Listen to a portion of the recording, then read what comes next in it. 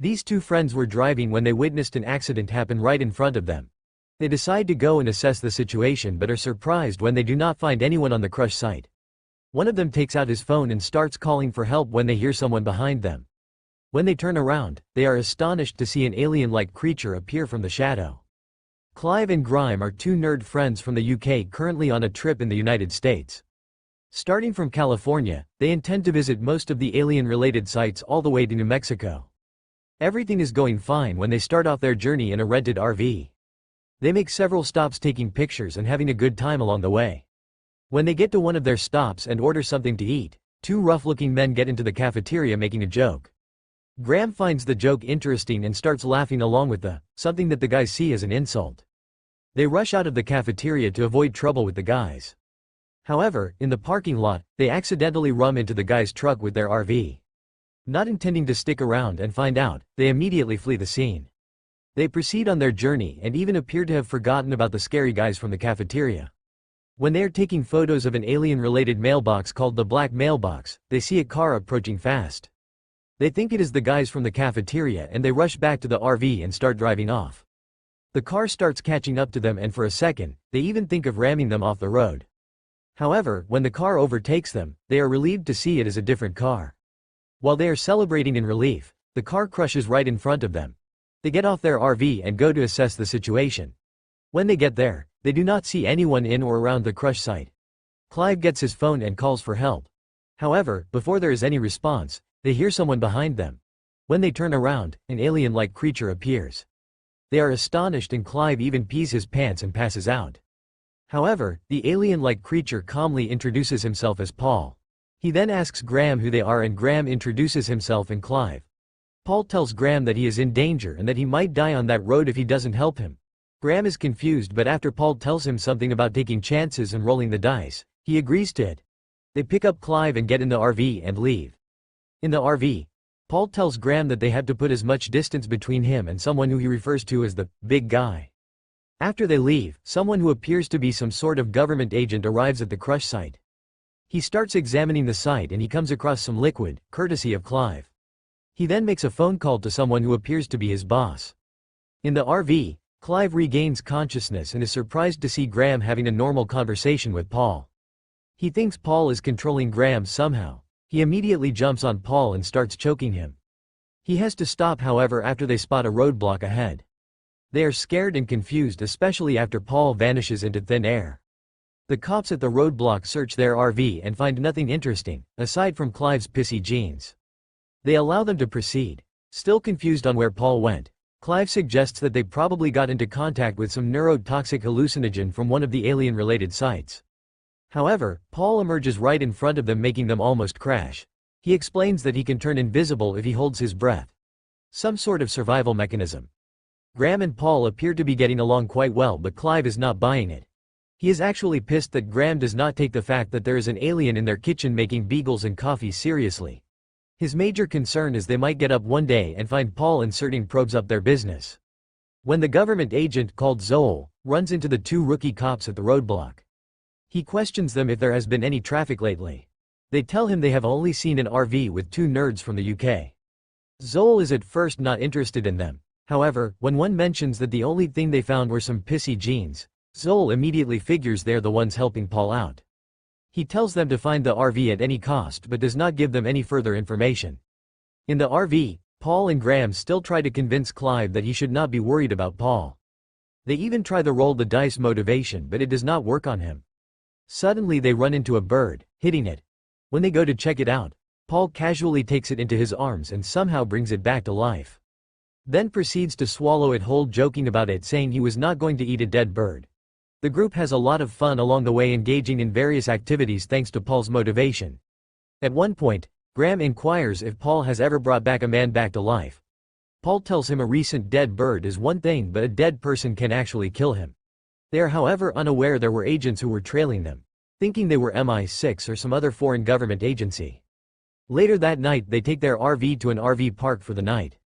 The lady whose father runs the RV park startles them when they open the door and find her right outside. They talk briefly telling them they have to leave their passports and collect them when they leave.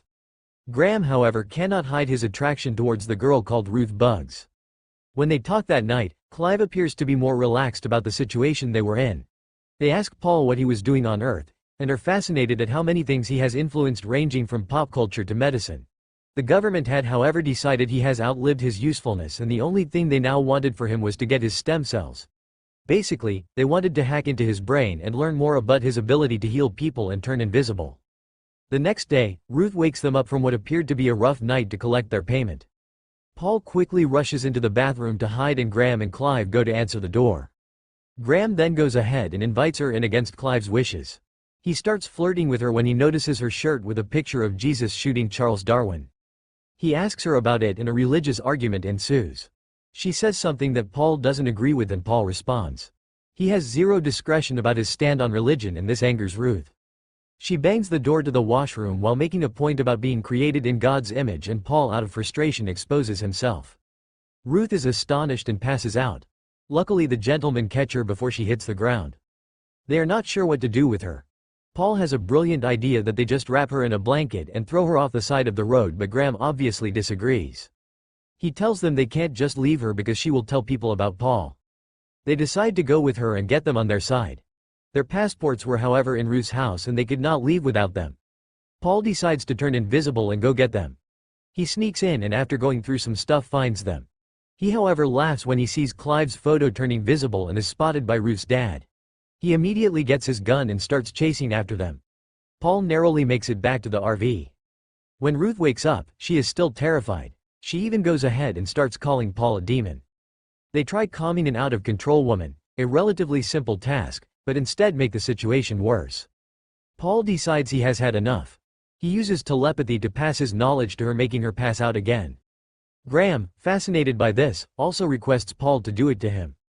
Back at her father's house, Zoel and the two rookie officers arrive and start questioning him. Zoel makes sure they do not hear what they are not supposed to and changes the subject when he tells them that a demon took her daughter. He sends one to go and bug his phone in case Ruth calls, and while he is doing so, sees a picture of Paul. He starts being suspicious about their operation. After they leave, Ruth's dad decides he is not going to wait around. He picks his gun and decides to go find his daughter. Ruth is now furious after Paul transferred his knowledge to her, and she storms out of the RV. She thinks her entire life has been a lie and she does not know what to believe in anymore. Graham, however, chases after her to try and calm her down. While they are gone, Paul questions Clive on why he has been in a bad mood the entire trip. Clive finally opens up and tells him that they wanted to go on the trip for a long time. Now that they finally had a chance, there were a lot of interference from Paul, Ruth, and the cops. Paul manages to change his view, telling him that acquiring Paul's knowledge would be extremely useful considering he was a science fiction writer. Clive is convinced, and despite being unwilling to let Paul pass his knowledge to him at first, finally agrees. Graham convinces Ruth to join them and tells her she can have his bed and he will sleep on the sofa. When they get back to the RV, Paul asks Ruth about her eye. He asks her to remove her glasses and somehow manages to heal her infected eye. They continue on their trip and they all appear to have a good time. They even decide to teach Paul how to drive at one point. Ruth suggests they should call her dad to tell him she is okay so that he does not call the cops. On their next stop, she finds a payphone and immediately calls her dad, unaware that the cops had already bugged his phone. They pick the call and try to turn her against Paul and his friends. As they are talking, they locate her and she figures they have to leave immediately. Unfortunately, as she is leaving, she meets with the two guys from the cafeteria who start forcing themselves on her. She hits them and rushes to tell the guys they had to leave immediately. When the guys from the cafeteria catch up with them, they are about to rough them up. However, they push them to a group of sailors and the pub they were in turns chaotic. They make their way to the exit with the two guys hot on their heels. When they get to the RV, Paul knocks the door open, scaring them and rendering them unconscious. They leave just as the cops arrive. They decide not to run off and hide in plain sight, parking the RV in some nearby RV park. When Zoel and the rookie cops arrive at the chaotic pub, they start questioning the people if they have seen anything unusual. When they get to the two guys, they say they have not seen a thing. However, when one of the rookie cops shows them a picture of Paul, they freak out and this confirms his suspicions. Back in the RV, the group decides to do what every fugitive on the run would do: go out and have a good time. They go to some woods and sit around a fire and start talking about nothing in particular. Ruth does not hold herself back and she starts using whatever drugs the guys pass to her. In the morning, the guys oversleep and when they wake up, find the town is full of people. Paul cannot hold his breath all through town. They come up with an ingenious plan to dress Paul up as a kid and walk through town holding hands like a family. Their plan works since nobody suspects a thing. Clive suddenly vanishes and they trace him to some comic book store. They decide it's better if Paul and Clive remain in the comic book store and Graham goes to get Ruth in the RV. While they are waiting, one of the rookie enters the comic book stores and immediately spots Paul. Paul, however, freezes and acts like a dummy. The rookie cop is astonished when he sees Paul. He actually thinks he is a dummy and gets closer to take a better look. He, however, touches Paul inappropriately and Paul reacts, freaking the cop out. He rushes out to get his partner. When his partner arrives, he only finds Clive in an alien mask. He thinks it's a joke, but Paul appears right in front of him. He could not hold his breath long enough. The cops start shooting them and they rush outside. Fortunately, Graham and Ruth arrive right on time with the RV. They rush in and drive off. In the RV, Paul thinks he has put the group through enough and tells them he can go the rest of the way alone. They, however, tell him that's not possible. They had come all this way and they were going to make sure Paul goes home. After they all agree on proceeding together, Paul tells them he has to make one last stop before they leave. They drive to a house in the middle of nowhere and Paul asks them not to park too close to the house since he doesn't want to scare the owner. When they knock, an old lady opens the door and when she sees Paul, she is mesmerized. As it turns out, Paul's sheep crash landed in her compound and unfortunately killed her dog. The woman, called Sarah, took care of Paul the whole night until government officials came to take him in the morning. Paul had come to thank her. He had even brought a doll that belonged to her. Unfortunately, as they are still talking, the people after them catch up to them. They rush out of the door where Paul knocks Zoel out using telepathy. Paul, however, becomes too weak to walk and Clive carries him. They are confronted by the rookie cop and Graham knocks him out with a violin. They start rushing towards the RV but are spotted by the second rookie cop. He takes out his gun and, unaware of the gas leak in the house, shoots at them, blowing up the whole house with him in it. The friends drive off with Paul as their driver. Apparently, his driving lessons finally pay off. They drive to Paul's final destination where he is to wait for his colleagues. When they get there, it is already nightfall. They have to light some fireworks to signal Paul's friend on where to pick him. They carefully read the instruction manual on how to light the fireworks and after they light it, sit and wait for Paul's ship. The fireworks, however, attract some unwanted attention. As they wait, they see some light and at first think it is Paul's ship. However, as it gets closer, they realize it is actually a helicopter. Within no time, the big man Paul was afraid of, who is actually a woman, and a few agents confront them. Their luck seems to run out when Zoel appears and to everyone's surprise, starts shooting at the agents. He manages to take all of them out but is unfortunately shot in the shoulder by the boss lady.